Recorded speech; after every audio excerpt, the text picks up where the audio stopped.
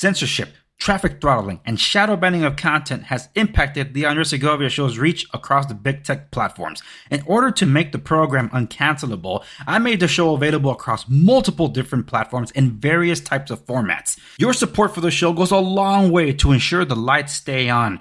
There are different ways you can support. One, you can sign up for Locals, which is free, and you can choose to be a paid supporter through there. Locals is where you get exclusive shows within the show and exclusive access to me directly. But if Locals is not for you, you can always check out my storefront on Amazon, where you can buy my published works from the Enoch Bellagio series or the Andre Segovia Show, transcripts of the early days. You can also shop for the gear that I use to make my coffee. If you're wondered what kind of tools you might need to produce your own podcast because you want to get into that, you can also check out my tech on how I produce my show there as well. So go to theandresegovia.com/shop. That's theandresegovia.com/shop and find all the links there. That's theandresegovia.com/shop.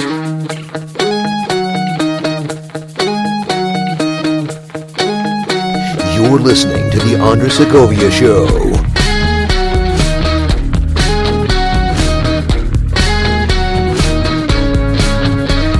Greetings, everyone, and welcome to The Andre Segovia Show. I am your host, Andre Segovia.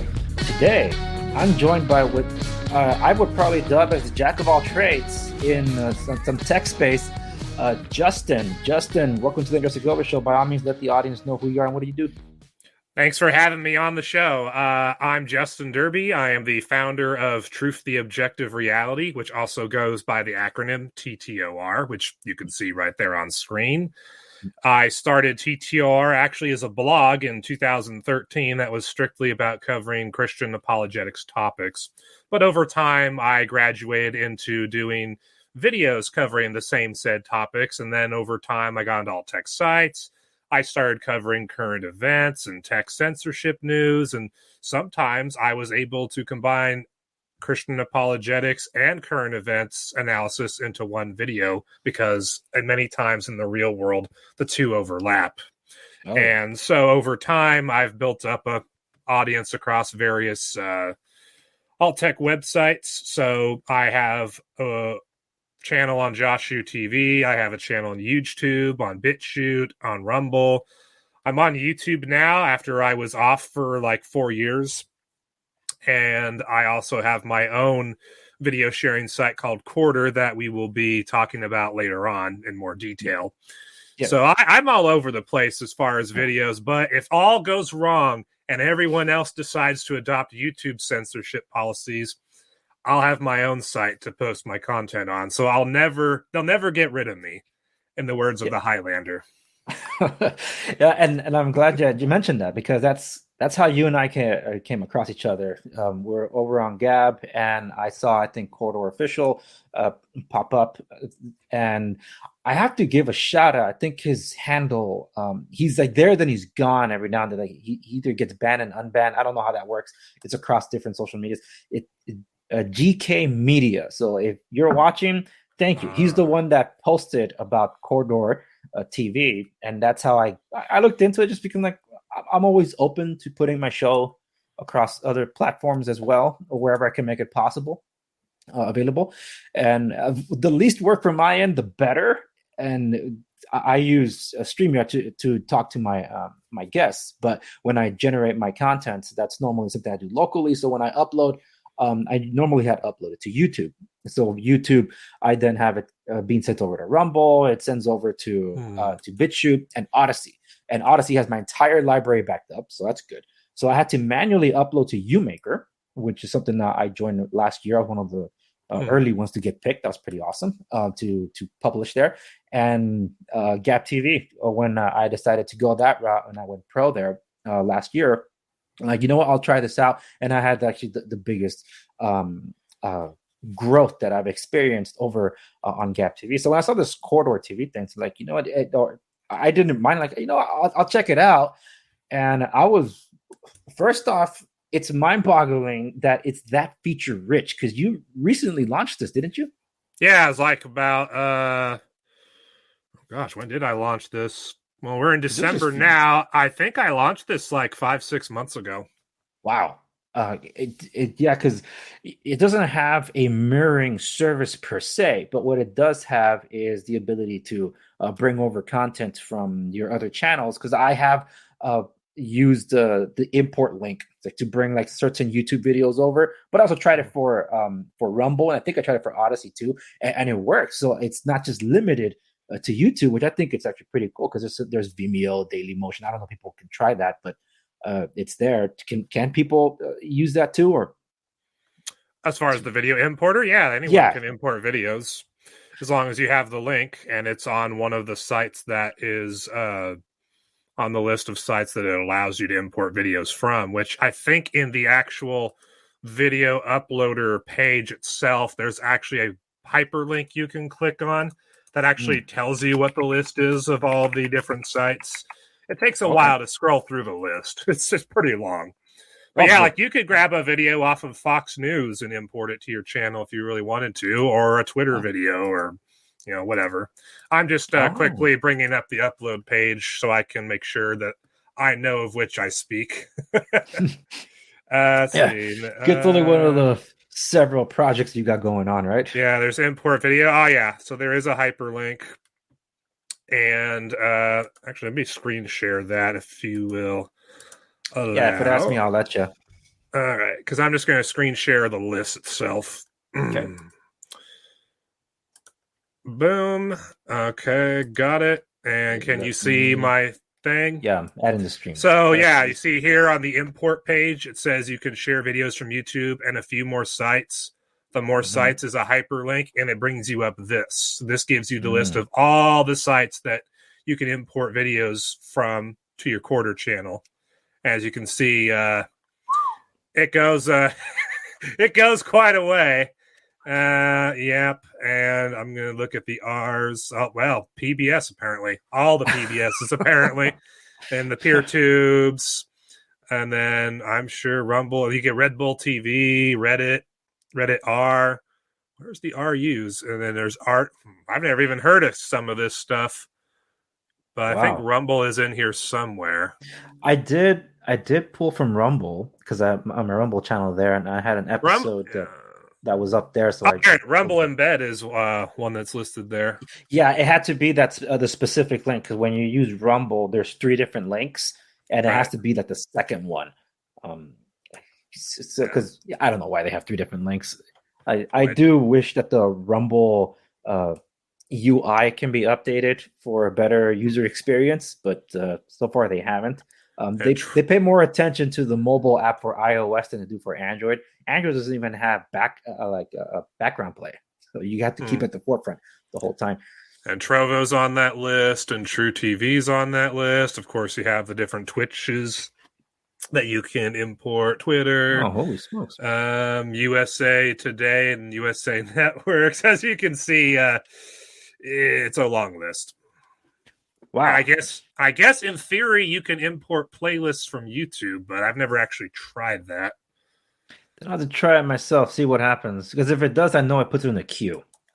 Yeah, so we'll see because that's the way it works on Quarter with this particular script we're using. Is that you upload a video and then it goes to a sharing queue, and then once it reaches 100%, when its turn is up on the sharing queue, then it uploads to your channel if everything goes smoothly.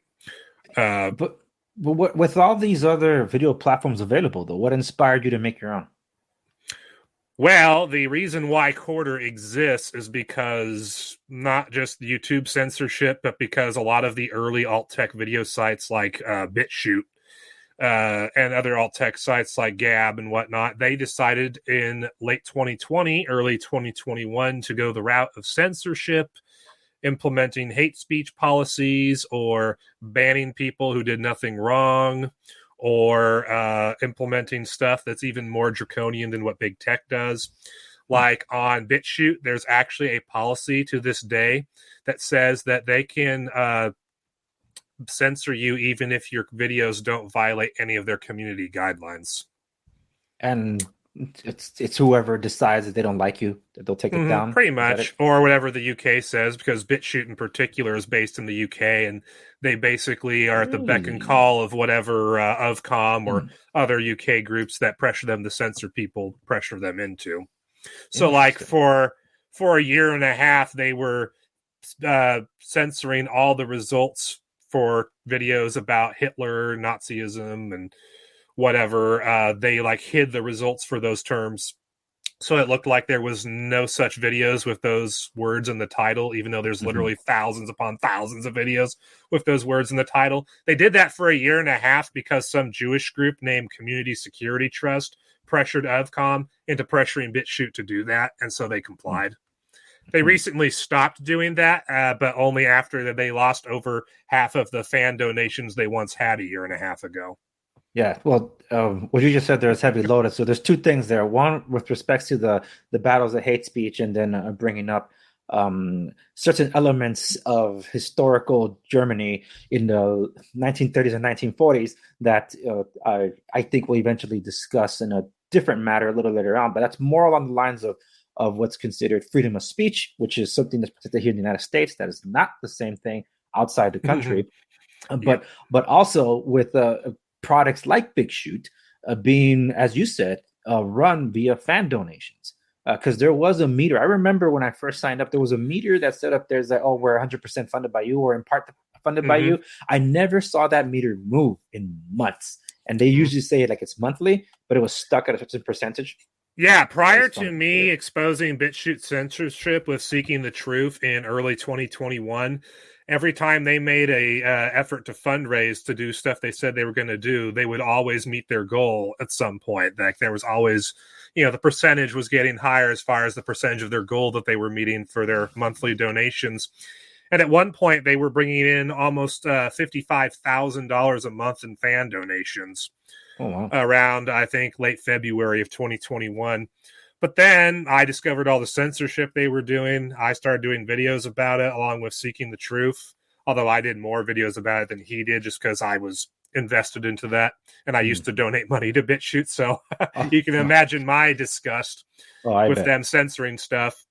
And then I discovered over time that they were a bunch of lying grifters because they promised for years that if they got the fan donations that they got at that point, that they would be able to roll out HD video uploads and live streaming and, public playlists and all this stuff. And they said it's just all so complicated and we need so much money. Well, then I started making friends with Josh and his Joshu TV website, which uses the same script that Quarter uses. And I realized, you can get all this stuff out of the box on this site script. And Josh himself, I think, is spending about $500-$600 a month to run his entire Joshu TV site. And for Quarter, I'm using about a little under $100 a month on average to pay for hosting the site on a server. And I think I have an encoder server that I'm paying for every month that I haven't used yet because we're having issues with it. But it doesn't actually cost much to roll out a fully developed feature-rich video sharing site that's based on an open source script. And so that's kind of when I figured out that BitChute was lying to people about how much it costs to actually run their site. And when Josh made a video about it and shared it on BitChute, they actually censored him for it. They not only shadow banned the video, but they eventually banned the video entirely for several months until I started exposing them for it. And then they magically restored the video, even though they claimed that Josh was the one who had deleted it.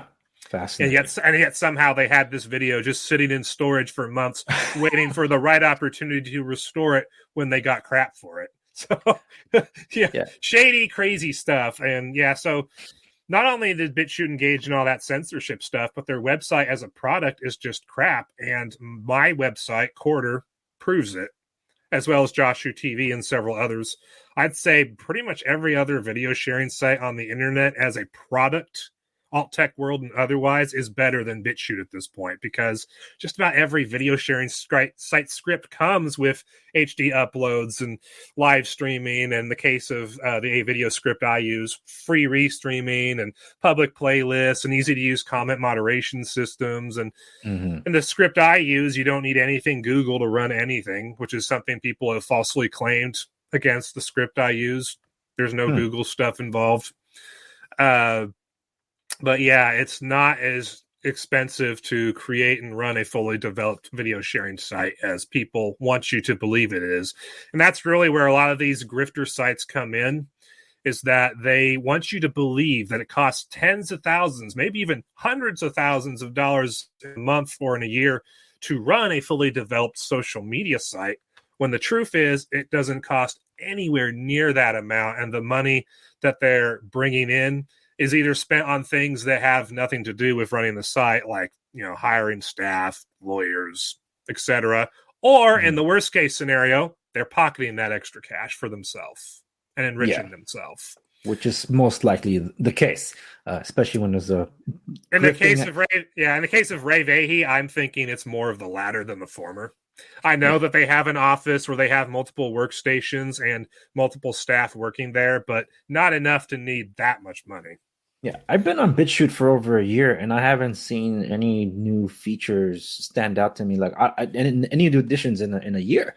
They made some UI changes in 2019, and then last year they finally added a couple of smaller details in their comment system and whatnot. But by and large, the site UI does look the same as when I joined it in 2017. Wow. Yeah, because I think we touched on it on the pre-interview that there's some features that Corridor has that services like Restream or StreamYard and others, they charge a buttload of money to do, and that is to be able to stream to or broadcast the streams to multiple different channels. There's some packages that offer just the one stream or up to 3 streams, up to 10 streams. Or you have to pay money to have unlimited streaming options. Yeah, and that's all baked into Corridor, which is crazy, because I actually been flexing it these past couple of weeks, where I do use StreamYard to broadcast it to I think it's LinkedIn, just because LinkedIn doesn't have a custom RMTP, and now there's Twitter, so I stream it to both of those. So that means I manually upload it to YouTube, because I pre-fill everything in there. But using StreamYard, I also stream it to Corridor, and then from Corridor, it's streaming to everywhere else. So it's going to Twitch, DLive, I forget which other place, Telegram, not to Amazon Live, even though I could if I wanted to. But the point is that I have 10, not all of them are active, but I have 10 different places I can broadcast to, different channels there on Corridor 2 that I can do so. And I've tested them, and they go through, floaty.app, whatever it is called now. Whatever they're calling themselves now. I try to have a presence wherever I can that I feel it's probably worthwhile. I can't engage everywhere, but the point is that I am present as many places as I can, just because I like to make myself as uncancelable. I just haven't gone to the extreme where I build my own platforms as you have, because you also have developed like your own Twitter or Facebook alternatives and things like that. Tell us a little more about those. Creation Social is actually the first social media site I started. I launched it on December 26, 2020. And the reason why I launched Creation Social was because I was starting to become aware of the censorship that Gab was engaging in. Most notably in September of 2020, they banned Brett Keane from their site after he questioned why an article written by an atheist about gangbangs was trending on Gab when no one on Gab was interested in that. And so he got banned from Gab right after that. And Brett is someone I've done multiple collabs with. I've talked with over the internet, via email, etc. Like, I know this guy. And it's like, wow. And I know he doesn't do anything that even comes remotely close to violating the terms of service of Gab. And so when that happened, I thought, wow, I can't trust Gab long-term as a social media site, which up until that point I had been. And I had been one of Torba's biggest supporters and defending him from the hit pieces that came out on him over those years. But then after I saw that happen, I was like, wow, I can't trust him. So that's when I made up my mind to start working on making Creation Social, which took time to figure out, okay, what script do I want to use, and how am I going to host this, and who can I get to help me with setting it up and doing maintenance on it, and all that stuff. And yeah, I was able to launch it on the day after Christmas in 2020, which ironically enough, I think is the same day that Gad TV was launched. That was the one that got more press, but yeah, I launched the same day with Creation Social. Oh, there's several hundred registered users, but the amount of actives is really small, and I need to overhaul the site here soon. It's just, I got so much stuff going on between of course, family and friends with the holidays and being a content creator and working on quarter stuff. And, that my tech guy for Creation Social is also a busy dude who helps a lot of people with website stuff. And so, yeah, at some point here in the near future, I need to sit down with him and make the overhaul to Creation Social, because there's a bunch of new features for it that I could have that I currently don't. So that'll be a future thing. Okay. Yeah, because you had mentioned because you wrapped your book that just launched. That also one that I asked you about. That after you were launching the book, that you were going to focus your strengths on Creation Social.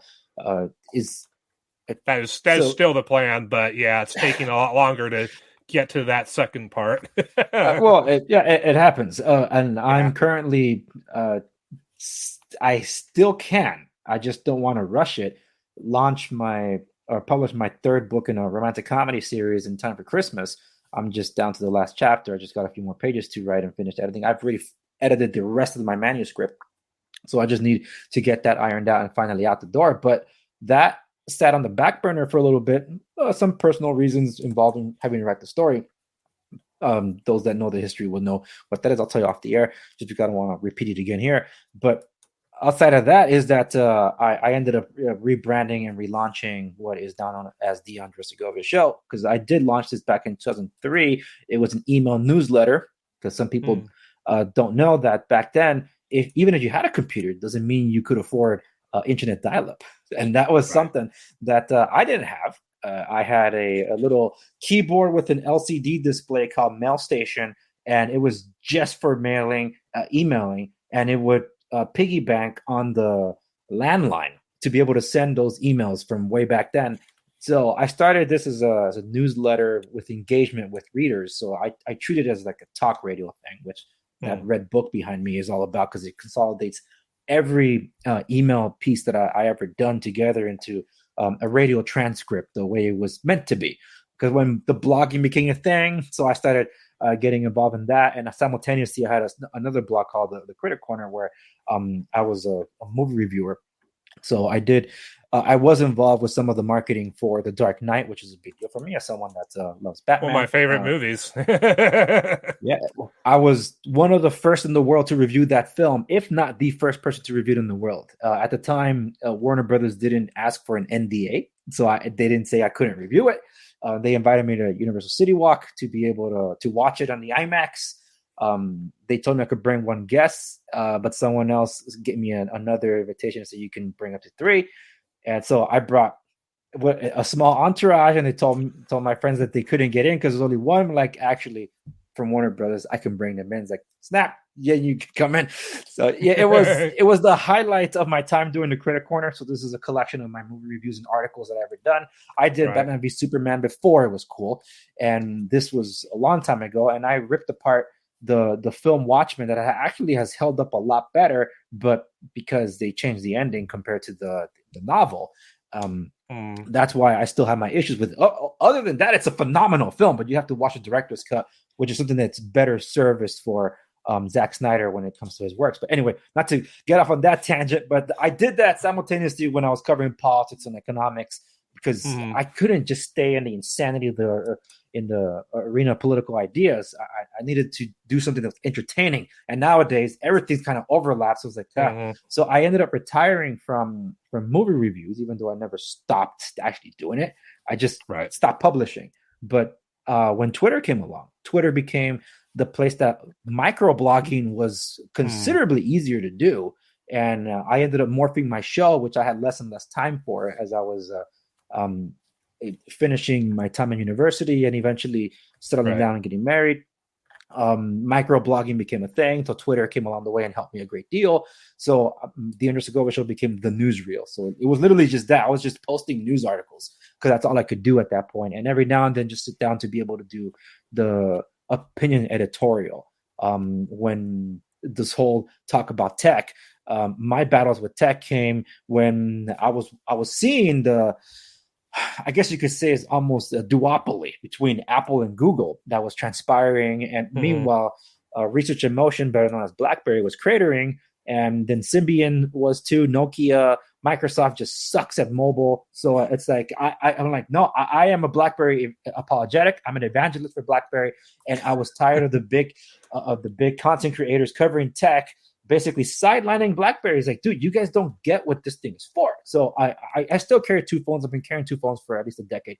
So I had to jump in and start talking about these things. And that's how my channel exploded. It was called The Tech Corner. So just 3.5 years ago, a little more than that now, I ended up morphing it to the Andres Segovia Show, where I was able to bring what I do for a living over to what my passion is for, and that's tech and everything together to teach people how to work smarter, not harder. So I have practical experience with a lot of things, being able to take phones apart, put them back together, transplanting operating systems, especially on Android, and seeing just the trajectory of where tech was going. So a lot of the stuff that happened was not a surprise, and where things are and where they're going, in some cases, people are just like catching up. On my show 2.5 years ago, was it 2.5 years ago? No, 3.5.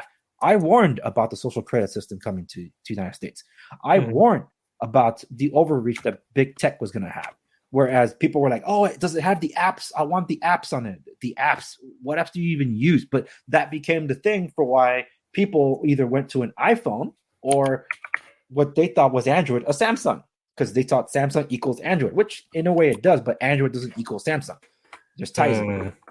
Well, with all that being said, I just felt that there was this enormous push into getting to these applications, and then people simultaneously complaining about government spying on them.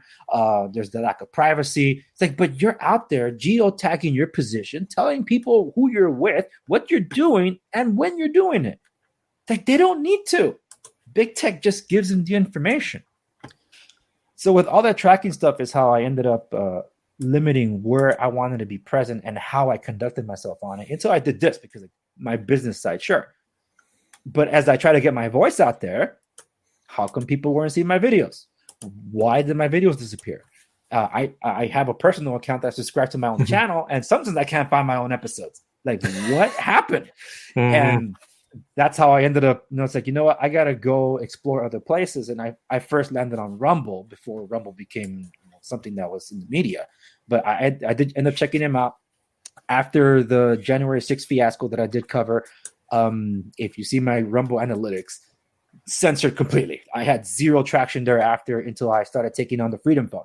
So that's when I had uptick again. But that's when I knew I can't even rely on Rumble. I think at the time Rumble was a Canadian company, but they moved their headquarters when they bought locals. They moved to Florida. I was like, okay, so you're going to operate under the rules of the Constitution of the United States or the freedom-loving people of Canada that would. Well, Rumble is under the control of Donald Trump's media company. He technically owns it. I heard about that. Like it's not the. That's why they moved to the U.S. too. It's like TTM something. I always thought it was like the Teenage Mutant Ninja Turtles acronym, but right. Yeah, I think that's what you're saying. Yeah, that's what you're saying. But I don't recall it being entirely under him. I know that Rumble. Well, it's the company that owns it, but he owns the company. So technically, in a way, he owns Rumble now. Okay, all right. Because I know that's why he joined Rumble. A while ago. Yeah, because he joined Rumble, and then Rumble became the infrastructure for Truth Social, and then Truth Social is the first one to advertise, or vice versa. I forget who does what. Yeah, Truth Social's under that company too. So yeah. Yeah. Okay. Well, then that would make sense. So that means locals, where I'm supposedly free from a lot of these things, which I never believe, by the way. But at least it's behind a paywall.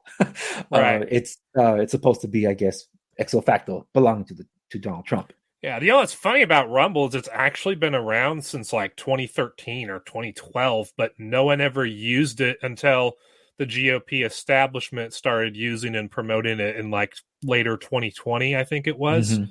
Yeah. And that's when everyone just started flocking to it. And from the time I've seen Rumble, it seems like the only way you're going to get views and subs is if you're part of the GOP conservative establishment, or if you're a super popular creator who's popular on other sites, and therefore you keep promoting your Rumble channel and you can build up a following just through that. But if you try to build one up from scratch, like me, you don't get views on your videos, you hardly get any subs, you're not going to go anywhere. Yeah, I ended up maxing out at 75 subs on my channel. And I say channel because it's confusing, because there's a user and there's a channel. And you can have your videos appear on your user, but not appear on your channel. So I ended up creating two. Like, okay, so I did my user, and then there's the channel for the user. But I had people subscribing to one, not the other, because they wanted to see the videos. So it's like, hold on, wait, what's going on here? And depending on where you're subbing, that's how you get notified. Because back then, before the notification thing came on, they would email, and they had to subscribe to the emails, whether it was daily, weekly, or monthly, or whatever it was. So I had an impressive first showing on Rumble when I was there for like the first 2 months, November 2020 through January 2021. Thereafter was like, first off, I knew they were shadow banning some of my content because you can't talk about January 6th if it contradicts the narrative. I'm like, hey, I'm just showing you the receipts here, man. I'm just telling you I covered this thing as it happened. But besides that, I ended up creating the channel again, and now I'm like, oh, look, the channel now has 20 subscribers.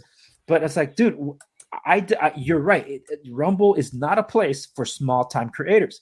That's what frustrates me about Rumble. And I reached out to them on every single social media platform as someone that's been on it for over a year. I'm like, dude, when are you guys going to give some love to the small-time creators? And they haven't. And they've ignored every request on Twitter, on Truth Social. I think they were on Gap for a time, and then they left. UMaker was there, but now nobody runs it. Parler, it's like they abandoned their account, even though it's sometimes post every now and then. It's like, so they don't respond to anything like that, and that really disappointed me. But that's why, like I said, I kept exploring other places. So I am across, I think, about I would say half a dozen to 8 platforms. I don't have it open on me, so I'm not going to open it right now. But so that many, including a Corridor TV, because of that reason. Yeah, very important to diversify your content and where it shows up. Because as King Solomon said in the book of Ecclesiastes, and this is me paraphrasing it, you should invest in many ventures because you don't know which ones are going to work out and which ones aren't. Yeah, that's diversify your portfolio. I like that. Yeah. And you quoted from my favorite book of poetry there. So I want to get to that. But speaking of books, because you published your this is your first book that you published amid all this chaos? My book I just published is actually my third book. It's my first science fiction novel, though. Okay. Yeah, my first 2 books were Christian Apologetics books. First one was Another Inconvenient Truth, What Secular America Hates. And then the second one was Another Inconvenient Truth 2, Defending Young Earth Creationism. But then I decided, you know what? I want to do a sci-fi novel, an original superhero novel. I was inspired by the M. Night Shyamalan films, Unbreakable, Split, and Glass. I was also inspired by the Dark Knight trilogy, and I was also heavily inspired by the story of Samson that's found in the Book of Judges, as well as the movie of it that came out in 2018 that I started seeing more recently when I learned about its existence. And yeah, I was looking around at all the dystopian things going on during the height of the whole COVID authoritarianism in 2021. And basically I was like, you know what? I'm going to create a sci-fi story that is going to be super engaging, super gripping, super violent, but it's going to be very powerful in addressing the crazy stuff we're seeing in our world today. And so that's really what the story of Hanover is. Hanover is, well, I'm going to bring it up on screen because I have a page for it on my website. Hanover is an original superhero novel which I got published through Worldware Press, which is run by the same guy that helped me make Creation Social. It is an original superhero novel that puts a modern day version of Samson in our modern day world with the coronavirus authoritarianism that there is. So basically, in a nutshell, well, actually, I'll just read the summary of the book here because this sums it up pretty well without spoiling much. The year is 2025. New COVID-19 variants kept magically appearing. The vaccine and mask mandates never went away. Vaccine passports are now a reality. When the governor of Oregon issues an executive order mandating the use of the VaxPass 9000 in order to buy and sell, the residents of a small Oregon town of Hanover publicly resist the governor's executive order. In retaliation for their dissent, the governor of Oregon unleashes the UN coronavirus task force on the town, resulting in the murder of the residents of Hanover. One man, however, has survived the purge of Hanover. Given the strength of Samson and protected by the Lord, John Barton is appointed by Jesus to judge those responsible for the murder of his town and is sent out on a journey that will cross paths with the UN coronavirus task force, Antifa, the world's greatest assassin, and the evil supernatural forces behind it all. For John to succeed, he must become Hanover. So Hanover is both the name of the town that he's from, and it's also his superhero name. He's essentially the embodiment of his town. I see. While simultaneously being appointed by God to judge those responsible for that.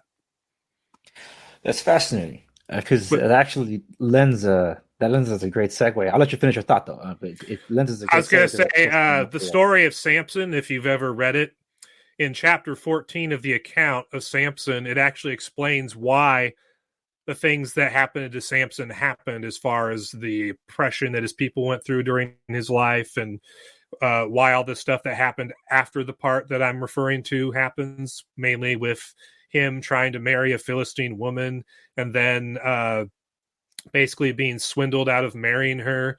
And then when he got back at the Philistines, they responded by murdering his wife and her dad, which eventually led to him killing 1,000 Philistine soldiers with his bare hands and a donkey's jawbone after the Holy Spirit came upon him.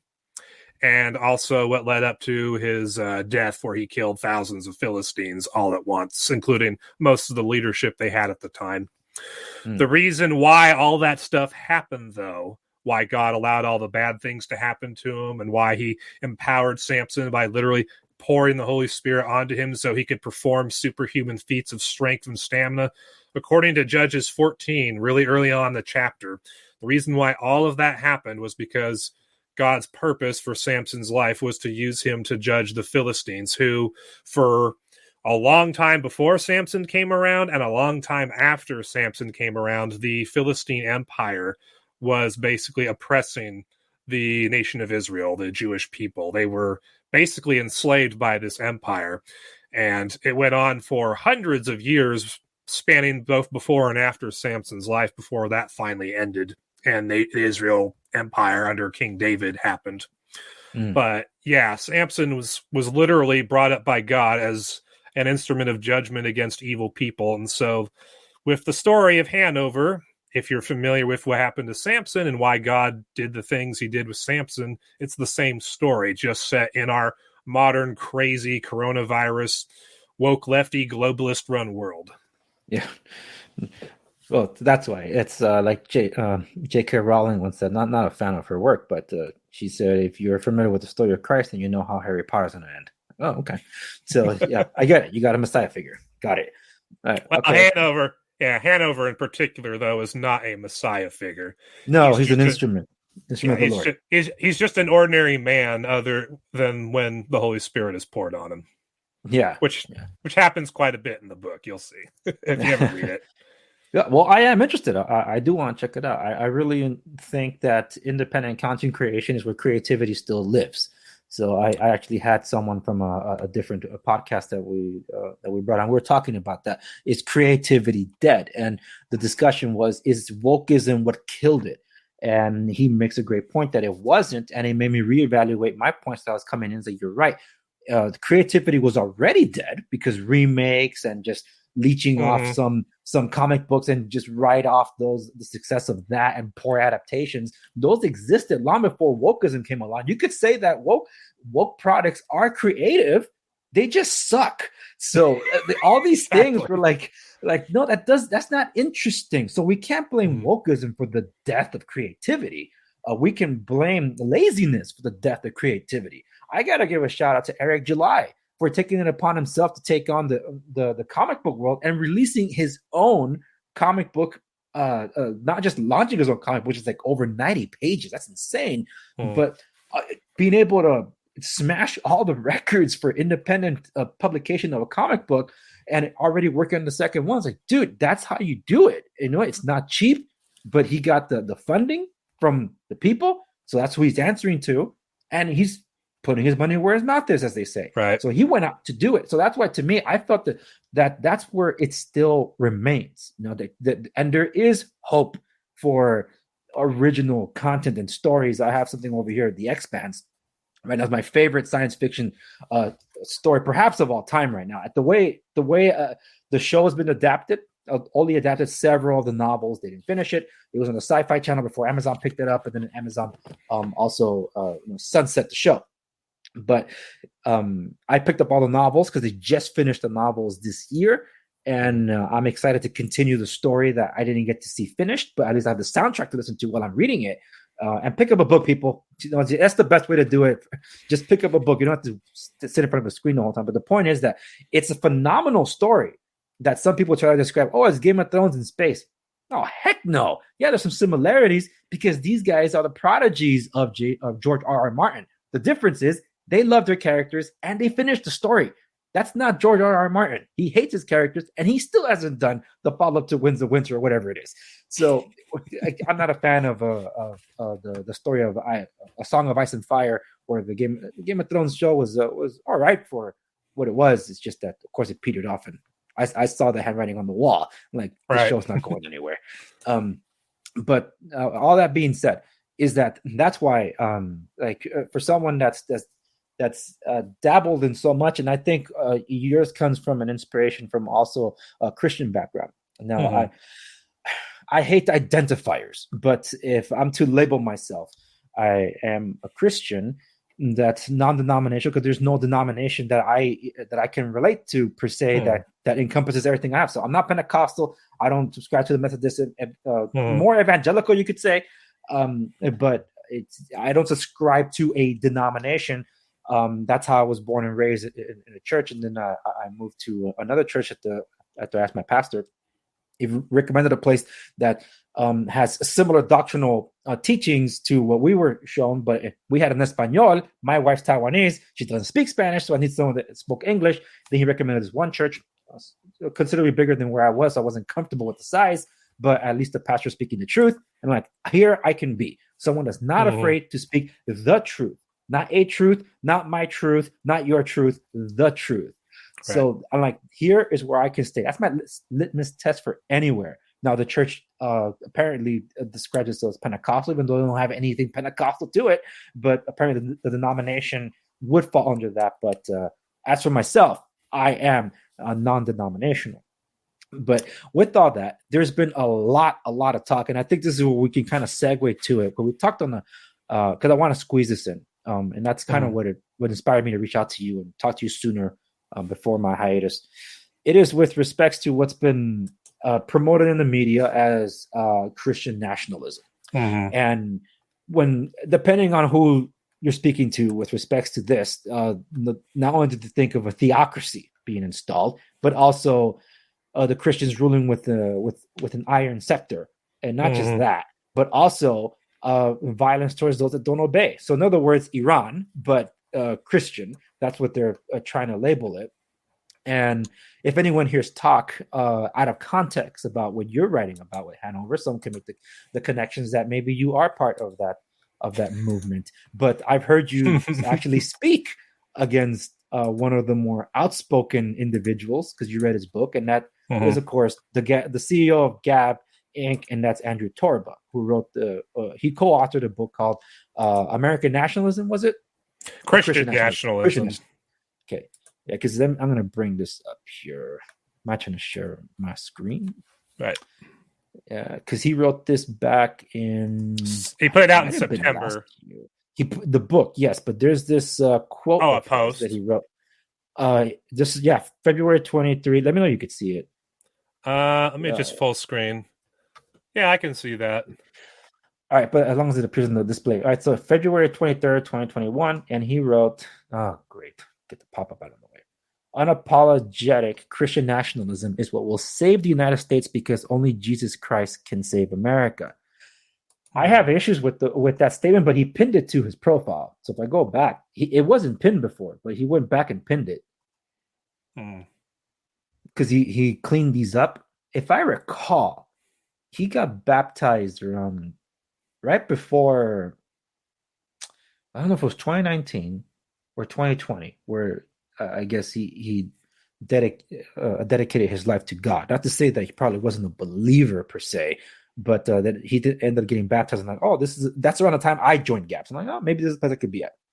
And then he posts stuff like this: God's timing, not mine; God's plan, not mine; God's glory, not mine; God's will, not mine. I'll ask you before I chime in with my take on what he wrote here. Unapologetic Christian nationalism will save the United States of America because only Jesus Christ can save America. If you haven't seen that, what's your hot take on that statement there? Well, I don't really consider it what I'm about to say a hot take because I've already made videos about it. But you can tell if you actually study Andrew Torba's theology that he's been preaching for the better part of a year and a half, closer to 2 years. The guy, biblically speaking, is not a real Christian. He's a fake Christian, and I think I have the screen share turned on. Yeah, let me put it on the screen here.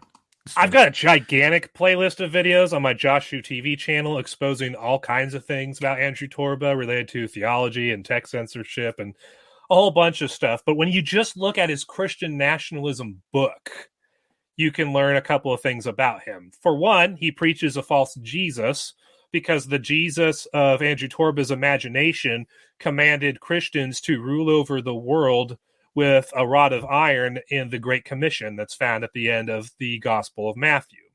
Problem, of course, as I point out in the video in great detail, is that when you actually go to the Great Commission that's found in the Gospel of Matthew at the end of the book, Jesus never commanded Christians to rule over the world. He said to go to all nations and make disciples in all nations, but making disciples in all nations across the world is not the same thing as ruling over them. So there is no command from Jesus to rule over the world for Christians. And as far as the phrase, ruling over with a rod of iron or an iron scepter, depending upon which translation you're looking at of the scriptures, the passages that Andrew Torba himself appealed to justify claiming that Christians are supposed to rule over the world with a rod of iron, when you actually study the context of the passages, you find out that the scriptures in those instances are talking about Jesus ruling over the world with a rod of iron, not Christians. Mm-hmm. So the Jesus that Andrew Torba preaches is not the Jesus of the Bible. We know this because, as I demonstrate in this video on screen, he actually puts words into Jesus' mouth that aren't there. And he puts words into the scriptures that aren't there. And then the other thing he did in this book of his that I really exposed was the fact that he preaches a false God and a false gospel. He preaches a false God because at one point in his book, he says that God has a plan to defeat the globalists, but in order for him to carry out his plan, he needs us to be involved. When you read the book of Acts, chapter 17, God says that he doesn't need human beings for anything. So the God of the Bible says he doesn't need human beings for anything. We need him for everything. He needs us for nothing. But Andrew Torba says that the God of the Bible is so weak that he needs human beings in order to carry out his plan to defeat the globalists. So I know right there that he's preaching a false God. And the reason why I say he preaches a false gospel is because in his book, he says that if you refuse as a Christian to identify yourself as a Christian nationalist, then you are being a disobedient Christian. This is exactly like how the Hebrew roots movement people will say that unless you follow the Torah law or the Old Testament law, you are not a spiritually mature Christian, i.e., you're a disobedient Christian, which is completely false if you study the Bible. We're not commanded to follow any of the Torah laws. The Bible is specific that the Old Testament and the Torah are still useful for learning about sin and morality and just learning about God's character, but there is nothing in the New Testament that says that we have to follow the Old Testament laws. Yeah, it was even Paul the Apostle that confronted Peter because of that. So you cannot hold the Gentiles to the practices of what Jews grew up with. And in Acts chapter 15, the entire Christian leadership met up in Antioch to discuss the entire issue, and they concluded, no, we don't have to make Gentile believers follow the Old Testament law in order for them to be saved, which they were dealing with the first century version of the Hebrew roots movement folks who were saying this. So for Andrew Torba to say you have to be a Christian nationalist if you are a true Christian, and if you don't, then you're being disobedient to God, that's him preaching a false gospel, just like the people that the apostles were dealing with in the first century. Yeah. So as far as the whole Christian part of Andrew Torba goes, the dude is not a real Christian. He is a heretic and an unsaved man, because saved people do not teach the things that Torba teaches. And they don't do the things that Torba does in relation to how he handles the Bible and how he treats the Jews on his Gab posts, some of which he's gone back and deleted in order to try and save face, but I archived most of them in my Joshua TV videos that aren't on Quarter. Yeah, the guy is as phony as it gets when it comes to Christianity. But the reason why I supported him for so long, from 2017 when I joined Gab to 2020 when he started censoring people, I supported him for so long because even though he identified himself as a Christian, he didn't say much about what he actually believed regarding that. And so he was just portraying himself as, yeah, I'm this Christian and I run a social media site, but I'm just all about free speech and giving everyone a voice to speak, a platform for everyone to speak on. He kept a very simple, vague profile for all those years in order to build Gab up. And then I couldn't help but notice that as soon as Gab got, millions of users and started gaining, like 10 million plus site visits a month, according to the similar web numbers that were coming out back then, that's when the worm turned. And suddenly he started talking about the things he really believes in. And not only did I learn that he's a Christian heretic and an unsaved man who teaches heresy, but he also believes in creating essentially his own versions of all of the globalist tech. So not just creating his own YouTube alternative, not just creating his own Facebook, Twitter alternative, but creating like alternatives to all the tech stuff, including a PayPal alternative with Gab Pay, or as he talked about in some posts, making his own version of the World Economic Forum. Which he did mention that. Which is evil and satanic when the globalists do it, but when I do it, when people like me do it, it's good and it's for the glory of God, which I can see right through that. Well, this guy is an absolute authoritarian, and the only thing he doesn't have to carry out his authoritarian desires is the opportunity and the mechanisms to do it. He would trade places with Mark Zuckerberg or Elon Musk in 2 seconds if he could. I believe it. And here's my take on this quote, because I'll read it again. Unapologetic Christian nationalism is what will save the United States of America because only Jesus Christ can save America. As I take it, and the way he wrote it, is that Christian nationalism is Jesus Christ. First off, I can't agree with the statement that he's making, other than yes, only Jesus saves. Yes, but what he's conflating here is that whole movement is Christ Jesus, which is why they keep saying, and it's true, but I'm starting to think they're saying it a little differently. Jesus is king, or Christ is Lord, but mostly they say Jesus is king. And this is for those of you watching or listening that are probably not as learned as perhaps Justin and I are in the word, doers of the word, studies of the word, and in this case, even apologetics of the word. We might start speaking on terms that you might not be familiar with if you're not all into the doctrinal things. I'm not into the doctrinal stuff, but there's some discussions that there's some terminology that's not commonly used when there's those that are not exposed to the word as probably we have, or students of the word. My issue with I guess Christian nationalism and the way it's being portrayed right now, and Andrew Torah being one of those voices. The majority of my dad's side of the family are Jehovah's Witnesses, and I've caught on to their tactic on how they're able to basically put the hooks of doubt in you on your own belief and then drag you over to theirs, knowing that the entire thing of theirs is based on a lie. And they basically have Christ as king. I don't know how much you know about Jehovah's Witnesses, but to them, Jesus has been reigning since World War I. And they quietly sunsetted that discussion.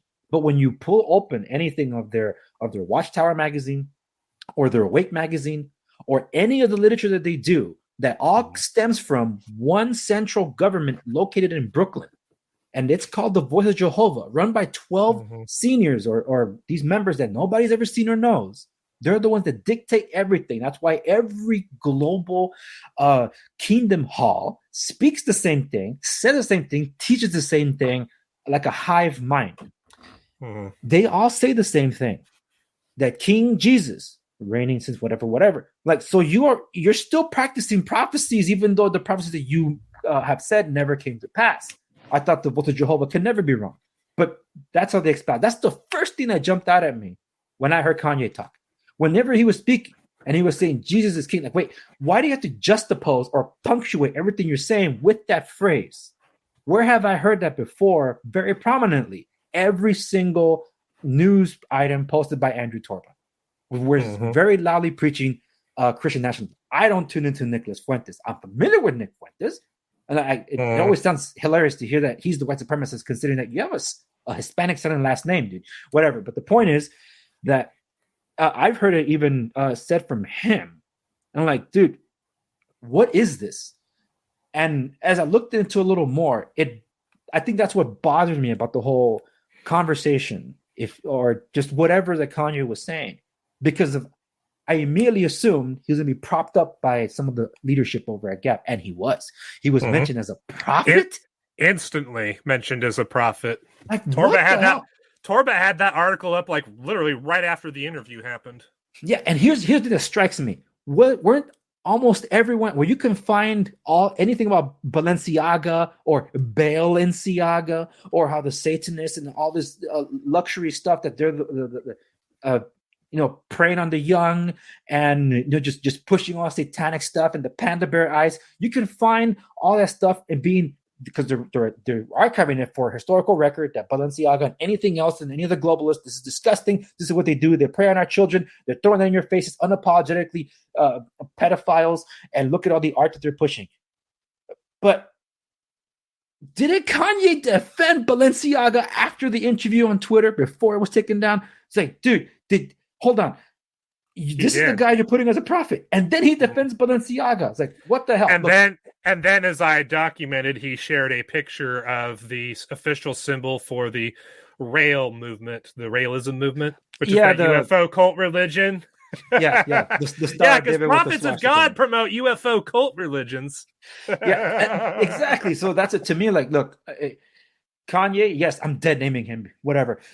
Yes, he has issues. He has issues, but is it still is it bipolar? Is it the thing he had 6 years ago? Or is it someone, oh my goodness, the exiled lioness, I forget her. She's a conservative Muslim that has a YouTube channel. She pointed out, how much of this damage is from the Kardashians? Because every guy that goes in doesn't come out the same. It's like, that's a good point that you make there. But I saw that too. So you're familiar with who I'm talking about? Oh, Myrna, I think her name is, I forget. But the thing that really jumps out at me with all this is I've never ever seen. It's one thing to talk about it, and this is going back to something you mentioned earlier, BitChute censoring anything about Nazis and Hitler. There's stuff that's discussed for historical context, for archival, or even criticism today. I get it, but the praise of it, like there's this fringe that do, and I can't stand for it. That's what's bothered me, and I'm okay with that. There's people that can have their freedom of speech, not freedom to cause harm. But what I haven't liked is how there's a quick reaction to defend Nazi and Hitler apologetics versus attacking Jews altogether as a group of people, whether it's ethnicity, religious, cultural, whatever, attacking them all, lumping them all. It's like they see them as the great Satan.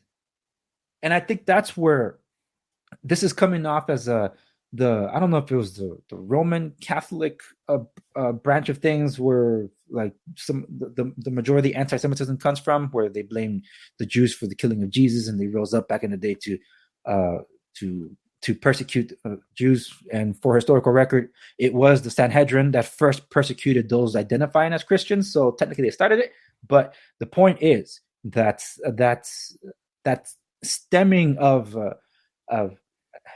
I guess the antagonistic ideology stems from all the way back then and blaming the Jews for the killing of Christ. It's like, but you're still worshiping a Jew technically. But whatever. The point is that I have not liked that contrast that has transpired, because after Kanye said his thing and others on Gab kind of like coming to Kanye's defense, because he spoke the truth, he's trying to exorcise the demons of the world. It's like, what are we looking at here, man? Yeah, what do you see going on? Yeah, I do have some thoughts on that. Part of what Kanye West actually said is true, particularly the part about how the Nazis invented all these great technologies that we still utilize and use to this day. I mean, that part is true. It's something my dad and I have talked about many times over the years when he's explaining why people were so willing to go along with him at first, is because in 20 years, he brought Germany from rags to riches. I mean, they went from being a dumpster fire after World War I to being a world power within 20 years. And that's something that's absolutely amazing. And he was Time Magazine's Person of the Year. Yeah, and Hitler was able to do it by doing things the Nazi way, and people bought in, and it was great. And so that part of what Kanye said was true, but he was way too willing to gloss over what happened after that. You know, all the totalitarian, dictatorship, authoritarian stuff that Hitler and the Nazis started doing.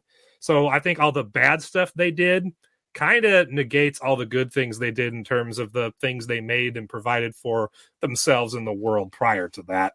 And that's the part I think that upsets people, is that he was willing to give them credit where credit was due, but he was willing to gloss over all the evil that they did and willing to gloss over all the evil that Hitler did. So I think part of what he said is true, but the part he ignored is the part that is problematic.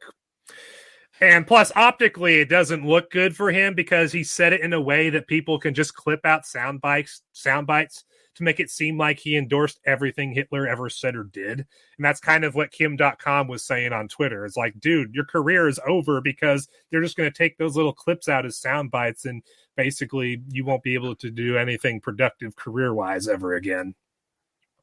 But I think too, though, even his comments about Hitler having good qualities and we shouldn't, hate on Nazis like we do, I think part of that is grounded in the whole realism movement thing, because that UFO cult religion teaches values like unity and love and nonviolence, and it's all about humanity coming together before the great aliens come back in 2035 to basically see us in person. So I think the stuff he was saying actually lines up with that realism religion and the post that got him banned from Twitter far more than it does him being sympathetic to Nazis because he finds the ideology appealing or, whatever. Yeah, and now that part, it's because of where it stems from. In Christianity is the only, I hate saying religion, but it's the only belief where we're told to love our neighbor, love our enemies, forgive those that wronged us. That's the only one. Everyone else basically eye for an eye kind of thing. Like, oh, but so the Christianity, not until Christ came along and put things into perspective. Mm-hmm. So I do understand in the whole approach in saying, hey, as bad as a human can be, even if it comes to a Hitler, even a Hitler can be saved. Was Hitler saved? No, absolutely not. He wasn't, especially when he blew his brains out. So no, there was no redeeming qualities for Hitler. There are no redeeming qualities for Mao Zedong. There are no redeeming qualities for the Stalins of the world. And every other dictator that has come before him. There are no redeeming qualities. My gripe, and I try to find it, but I couldn't right here because it's buried under the Twitter feed. Gavin McInnes recently had Fuentes and Kanye on his program. I don't know if you saw this. Did you see this? And there was a clip going around because they clipped out this part. Gavin was trying to give Kanye an out here. You know, blacks are overrepresented in violent crime.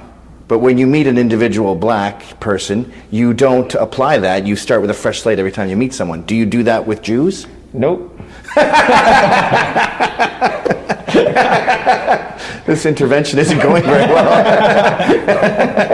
That's my issue, that the entire message that Kanye was trying to put out there, and I saw all 3 hours of the interview. I even went back to rewatch some of the parts. Like, did I hear him correctly? Because it was just so mind-boggling, everything that was being said. And for Alex Jones to be like a leaf in the wind, like, what is happening here? That's what dawned upon me. Is like, you're talking about loving on your enemies, that you defend Balenciaga after the interview. You were praising Hitler and you were defending Nazis, but you did not afford the same thing to an entire category of people. Mm-hmm. That I cannot overlook. So that was immediately conflated to say all Christianity. It's like, and Andrew Torba is promoting Kanye as a prophet of his Christian nationalism movement because about a year and a half ago, Andrew Torba falsely claimed in now deleted Gab posts that Jesus taught that all the Jews are the synagogue of Satan. And I went back and I actually looked at the scriptures where he got that passage from, because he quoted a Jesus passage from John 8 to justify this. And what you discover is that the people Jesus was talking to were not Jews in general, but they were Jews who specifically claimed to be followers of Jesus, but inwardly they really weren't. And so Jesus called those people children of the devil. And that's the passage that Torba goes to claim that Jesus was claiming that the Jews in general were children of the devil. But yeah, Torba is on board with Kanye as far as demonizing all Jews because of that teaching of his that he has, and apparently is too embarrassed to leave up on his Gab account, so he decided to delete it. Yeah. But, and yeah. If you're not anti-Semitic, why do you got to keep going out of your way to say you're not anti-Semitic? Is it because everything you are saying and the way you behave come across as anti-Semitic? So like, that's what bothers me. And the truth about Jews is similar to the truth about black people. There are authoritarian Jewish groups and evil Jewish individuals running around in the world doing all the horrible things they do, especially the authoritarian Jewish groups, because they're basically in bed with the globalists doing what the globalists want. But then there are plenty of Jews who are not twisted, sick individuals. There are plenty of Jews who are not on board with all of that censorship stuff that authoritarian Jewish groups are on board with. So you can't just look at a Jew in general and say, oh, they're like that evil one over there, or that evil group of Jews over there. Just like I don't assume every white person is a racist. Why? Just because they're white, I have to assume that they're racist, that they're born with white privilege? I asked my white friends, where's your privilege? I'm better off than you. I thought you had something to tap into instead of me having to work so hard to get to where I am. Right. And then there's me on the low end of the economic totem pole, working what is considered like a low end job, even though it really isn't, and all that stuff, all that privilege I don't have. Yeah, well, where's my white privilege, man? You gotta tap into it, man. Or as my cousins used to say, where's my check for the month for being white? I know, and I'm looking to see where do I sign up for like any reparations to Hispanics here in California, because apparently they're planning to give reparations to the to slaves. Like, well, we don't have slaves technically speaking, unless you're slaves to debt. That's a different story. But anyway, there's 2 points because I know you gotta get going soon, and I want to hit on this because it's kind of building off on the other things. It has more to do with eschatology, I guess, and I don't like dabbling in it publicly. Because, well, that is the source of many a disbelief, because like, the Lord revealed to me that, he's going to come on this day on this time, so let's be ready for him. And cults start because of all this stuff. There's been a lot of that crap over the past few decades, mostly because of the whole, it's end times because of, the rumors of war and the wars and whatever that are happening. This kind of ties into also what's been going on with the whole Christian nationalism thing, and how you have been highlighting that it's not just Andrew Torba. And for me, I want to make very clear, I am not trying to knock Andrew Torba. I am criticizing things that he's been posting, and I criticized it on Gap, so it's not like I'm just here to do it here. What I'm trying to highlight, though, is now he has an influence over millions of people through his platform. That is very different than, say, Andres, who has several thousands. Someone that is seen as perhaps a leader of this movement, or at least that faction.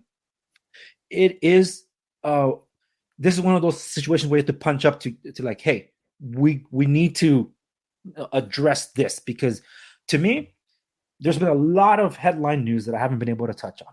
And I could have railed and put my thoughts in Twitter or whatever, or anywhere as I wanted. I could have done that on Gab, where for me, it's the most fun place to put, especially if you stir the hornet's nest.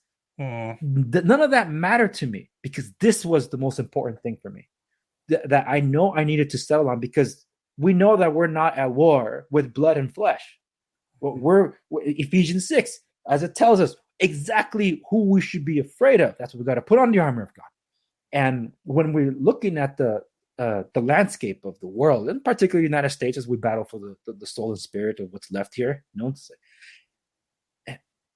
the misinterpretation or outright misrepresentation of the word is what's bothersome to me.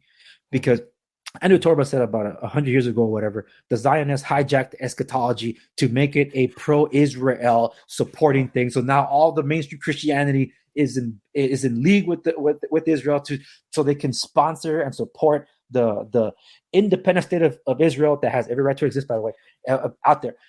I'm like, dude, you sound like the Jehovah's Witnesses who came up with this brand new idea that only since 1887, when they were the students of whoever they were called before they rebranded to be Jehovah's Witnesses, and with Judge Rutherford, and to have all these different things and ideologies that didn't exist for centuries. But they finally got the truth. And it isn't until 2020, when Andrew Torba finally exercises his beliefs or whatever, that he highlights this new idea. To me, it sounds new, because it's the first time I hear about it. But I'll toss it to you. Yeah, I was just going to say, it's just funny seeing him do all this stuff, because it's just so blatantly false. Like, because one of the things Torba has done in the last couple of years is he's always telling people, read your Bible, read your Bible. Like, you want to be a warrior for God, you got to read your Bible. But then when you look at what he teaches and you compare it to that Bible he keeps telling you to read, you find that he contradicts the Bible in all kinds of ways. I mean, it's been rare an occasion where I could look at an Andrew Torba teaching and compare it to what the Bible says and find that the two actually agree. That's a very rare occasion for me. I mean, he's the worst Christian apologist / teacher I have ever seen, and yet he has millions of people following him, and that's millions of people he's potentially damning to being thrown into the lake of fire at the great white throne judgment. And that disturbs me more than anything. I mean, the text censorship is bad, the lies and hypocrisy he's displayed is bad, all the other bad stuff he's done is bad. It's clearly the whole build my own version of the Matrix, metaverse, build my own World Economic Forum. All of that stuff pales in comparison to this whole Christian nationalism and post-millennialism theology that he teaches, which is at the heart of this thing. Yeah, this idea that, Christians are going to rule over the world, and there's going to be 1,000 years of peace on the earth, and Jesus is going to rule over the world, but not literally like Revelation 20 says that he is, but he's going to rule through us. And so it's really Christians ruling over the world. And I think hence that expression that he says that Christian Bible supports none of it. And when he's also said publicly that if you believe what the Bible says about end times, that you're basically just this coward and you're just this little loser who's going to sit back and let the globalists do whatever they want to you if you believe what the Bible says. in truth, it's like we know how the story ends. Yes, for those of us that know. But we also, like, at least in my case, hey, I'm going to do my part. I love that quote from the movie Glory. I don't know if you've seen it, the one with Denzel Washington and Morgan Freeman, Matthew Broderick. This is about Civil War, where the first black veteran. Well, before they go to battle, where they know almost all of them will die, they're having a worship session and a prayer service to God. And Morgan Freeman's character says, "Lord, if it's our time tomorrow, we want the world to know that we went down standing up." It's like, yeah, exactly. It's like, it's if doom awaits, but we know what's around the corner. That's why it's like, look to the skies, folks. Because at least to me, like what I tell my friends, like, I know we carry a burden for our children that are witnessing this, like the things play out. But to me, like, man, the apostles, how badly do you think they wanted to see this? They only spoke about these things, and we might be able to see it in our lifetime. I don't know when. I just know that I'd rather be the watchman on the wall instead of the one asleep. So I'm keeping I put some oil in my lamp, keep it burning. That's where I'm at with all that. So yes, I will push back wherever I can against the iniquities. I will hold our side accountable to when they're falsely teaching. I was just going to say the last thing I wanted to say before I get out of here is that the thing that Torba's false teachings regarding end times is doing also is just like the QAnon movement, it is giving people a false hope. It's giving them the false hope that they can defeat the globalists, or the globalists will just destroy themselves and we'll just magically slide on in their place after that's done with our own technology, and we'll take over the institute. And there was even a Gab post a while ago where Torba literally said, "Trust the plan." I hate that expression. Torba is very much like the QAnon people in that he's giving us a false hope that we can beat the globalists. Any idiot who studies their Bible knows that the Bible says the globalists are going to win. They're going to have their day and their rule over the planet, but only for a short time.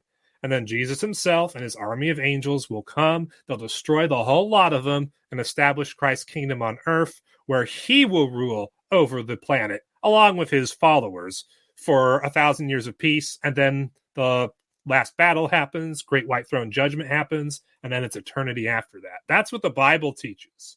And Torba is giving people a false hope that contradicts that. Absolutely. And I'm glad you mentioned that. The last thing I'll toss into this, because of where it all stems from, for anybody that studies or has even bothered to read the Quran and the adjacent books to that, a lot of what Christian nationalism, I guess, if we're going to term that blame Jews and look at it, the great Satan or whatever, it almost lines up exactly with the Mahdi that the Islams preach. With like, wait, Jesus is going to show up on a horse and say, "Look, tell that tree," and the trees and the stones would say, "Look, there's a Jew hiding behind me," and Jesus will say, "Go there they are. Go take care of business." Like that's it. It screams like, "Oh, so you actually got hijacked by Islamic end time prophecy." That's what it screams like to me. It is bothersome. And I have seen people years ago who claimed that Andrew Torba was a closet Muslim because I guess Gab in its early days was hosted on some, hosting sites in Islamic countries. And a lot of the people who were supporting Gab early on were from those countries. Wow. So it's kind of weird that happened years ago, and now here we are today, and Andrew Torba is preaching an end times theology that lines up with the Islamic version of end times theology. Well, that opens the doors to a lot of other questions, and it will also explain certain behavior I'm not going to get into, but I think that's a good place to leave it. Hey, Justin, where can people follow you and learn more about you? I know you're across a ton of places, but what are the principal places people can follow you at? Well, you can find me on Gab because I am still there. Been there since 2017. You can find me on Getter, where I have the handle TTOR_13, I believe it is. But if you just type in TTOR, you should be able to find me. Yeah. I'm also on Twitter, but I don't really invest much into it because the new management's no different than the old management. And while I am on a slew of video sharing sites, as I mentioned at the beginning, the best place to find me as far as videos would be quarter.tv. and just type in TTOR in the Find Channel page, and you'll find me. All right. Great. Justin, thank you very much for being on the Andre Segovia show. Who knows, we might talk again about similar subjects as things get a little more interesting in this sphere. Very much so. It's a definite possibility. Yeah, thanks for being on. Don't hang up yet. But for the rest of you, thank you very much. If you didn't get the entire episode, it's all available on the podcast streamers. But you can also get everything, including the links to Justin's stuff, will be available on the show notes of this episode at www.theandressegovia.com. Thank you so much for joining us, everyone. And I'll see you on the next one.